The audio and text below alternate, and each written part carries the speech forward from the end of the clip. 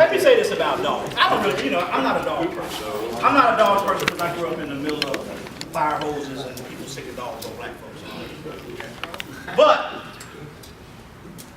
we live in a country right now where too many people love them dogs more than they love other people. You on a college campus right now with some women who hate men, but will let a dog lick their face. Right. And you ever been around a dog will put all kind of stuff in his mouth that ain't never supposed to be in yours. But y'all sitting there like this. Muff, muff. Again, I don't have a problem with the dog. I just got a problem when you love the dogs more than you love people. I'm doing a presentation one time and a fly landed on me. I had a Karate Kid moment. I grabbed the fly, threw it down, stepped on it, and kept talking. A woman in the front row looked at me and said, "What have you done?" "You just killed one of God's creatures."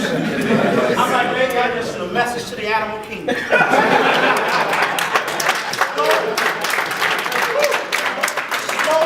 Slow fly lands on big black guys, slow fly dies. Have you noticed no other flies have come over here? We're living in a country of immigrants now opposed to immigration. Everybody here immigrated here except for the natives and us. And like I said, we didn't willingly come over here, we were just chilling. Man, you a stupid ass there. No, Steve, you a stupid ass there. Steve, go get this baseball.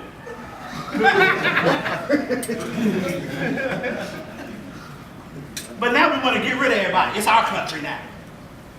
This is the same country that tried to tell y'all Columbus discovered America. How do you discover some people already here? But we bought it for a long time.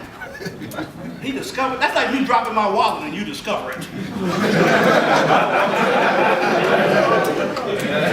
Look what I found. This is the same country, by the way, those of you with a few years on you, when they used to talk about Egypt, they used to say Egypt was in the Middle East. You can check whatever map you want to look at. Egypt is comfortably in Africa. From the east. You're a country that demands first-class prisons while accepting second-class inner-city schools. We're a country that put a man on the moon in the 60s. It took us to the 90s to figure out we could put wheels on a damn suitcase.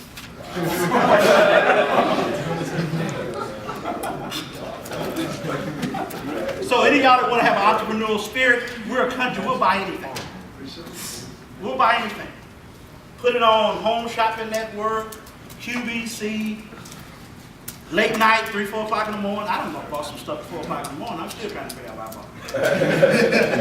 bought. We're a country that sells you water.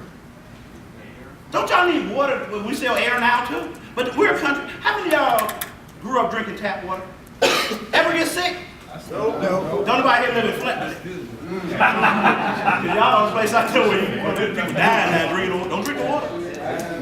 But that wouldn't have happened in another place. By the way, I read an article a couple of weeks ago that said you don't see too many riots or uprisings in 700 credit districts. If you got a 700 credit score, you ain't mad at nobody. Because we don't want crazy enough to tear up our own neighborhood, which I always found fascinating.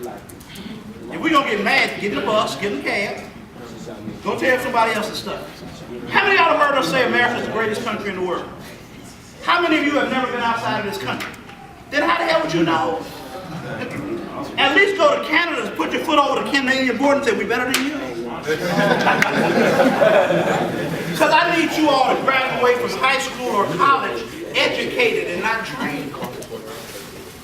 America trains people. They don't educate people. They will train you if you let them. It's always one of these I can find. This thing right here has turned into crack for most of y'all. Y'all can't put it down. You playing with kids right? Can't put it down. Y'all been at the conference, some of y'all in the back of the room that turn yourselves into criminals. Somebody at the podium and you doing this. Your phone started talking, you put me down. You don't know that little chubby black guy in the eye. But you know me. I've always been there for you. He's going home. Are you going home with him? be like this. But I use that to say, for all the technology we have, one of the most basic skills we've lost is simply the ability to talk to each other. And as men, heterosexual men in particular, the ability to talk to women. But y'all don't have to talk to them because black women in particular used to keep us sane. And now they crazy as us. It's a sad state of affairs. I told the group before you all, I said, I now ask permission to compliment a woman because you don't know what kind of response you're going to get.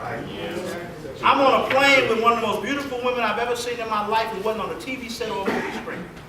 We landed. Excuse me, you take a compliment well? Yeah. I just want you to know you're one of the most beautiful women I've ever seen in my life. Also on a TV set in the movie. And I ran. She followed me to the gift shop. Excuse me, sir, why'd you run? I said, because I didn't want you to think I was hitting on you. I just wanted to give you a compliment and leave. But now that you followed me,